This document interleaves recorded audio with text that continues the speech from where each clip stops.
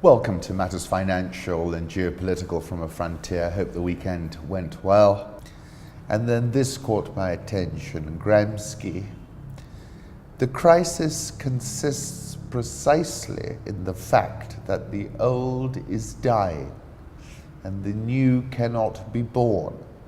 In this interregnum, morbid phenomena of the most varied kind come to pass.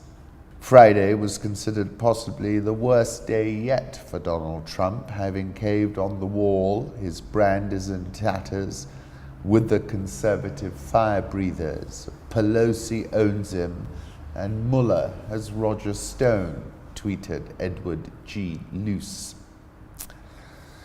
Seems to be no limit to Trump's political and legal incompetence.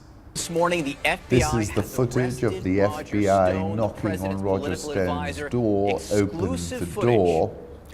He's been indicted by a grand jury on charges brought by the special counsel Robert Mueller, a longtime ally of President Trump.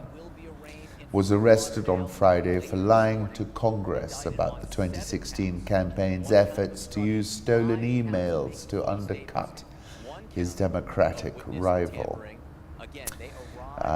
Roger Stone, a 66-year-old self-proclaimed Republican dirty trickster, declared himself innocent hours after a large team of FBI agents raided his home in Fort Lauderdale, Florida. He is one of the closest Trump associates to be charged in special counsel Robert Mueller's investigation into whether Trump's campaign colluded with Russia to help win the election. I wrote about this collusion in December 2016, and I made two conclusions. I said the first thing is plausible deniability. Mueller's getting closer and closer. And the second thing is non-linearity. And if you look at what's being alleged, it's being alleged that there were about 4 connections. One was obviously Roger Stone, one was Guccifer, one was Julian Assange at WikiLeaks, and then the question is who within the campaign? Was it Trump? Was it his son-in-law? Was it his son? And that is where the non-linearity is coming in at the moment. I said from feeding the hothouse conspiracy online, maintaining a constant state of destabilized perception, timely and judicious doses of WikiLeaks leaks, which drained Hillary's bona fides and her turnout and motivated Trump's. What we have witnessed is something remarkable and noteworthy, I said.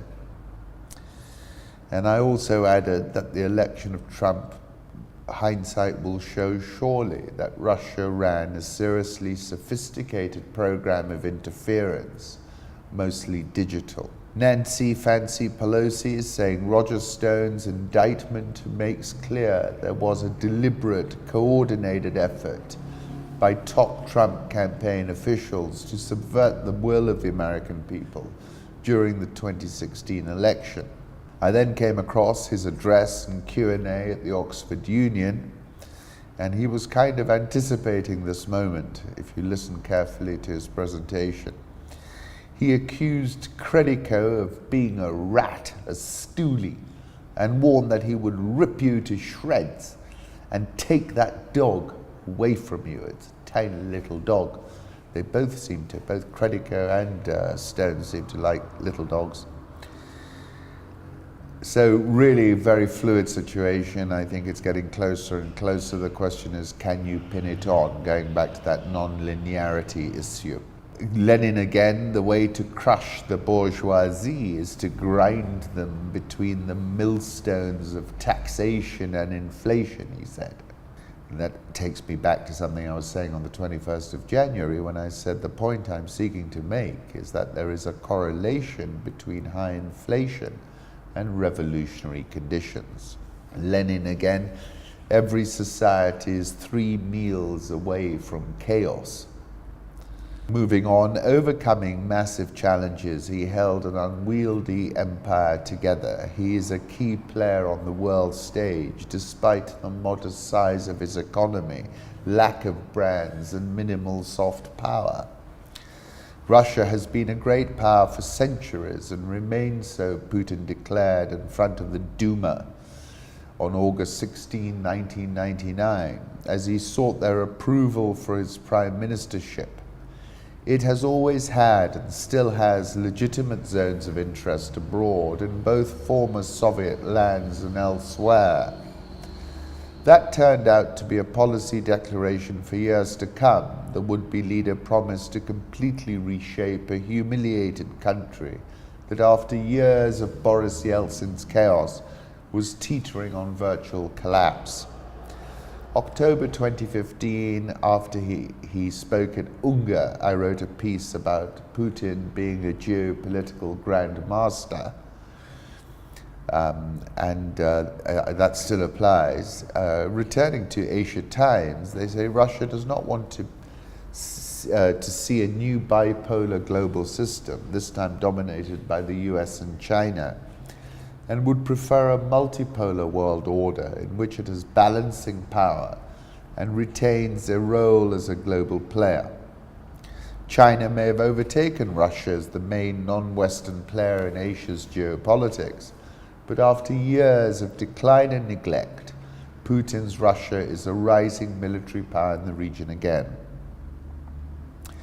Russia's come a long way since 2000, when Putin took over an ailing country still traumatized by the demise of the Soviet Union.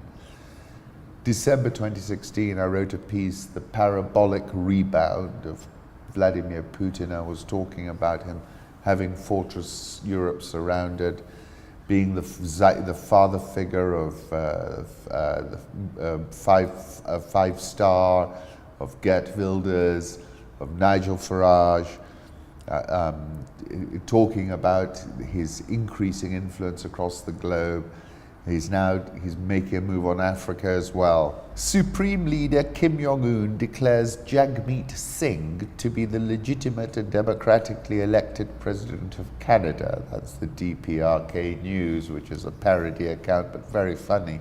Australia joins the US, Israel, and several Latin American countries in recognizing Juan Guaido as Venezuela's interim president. A fluid situation there as well.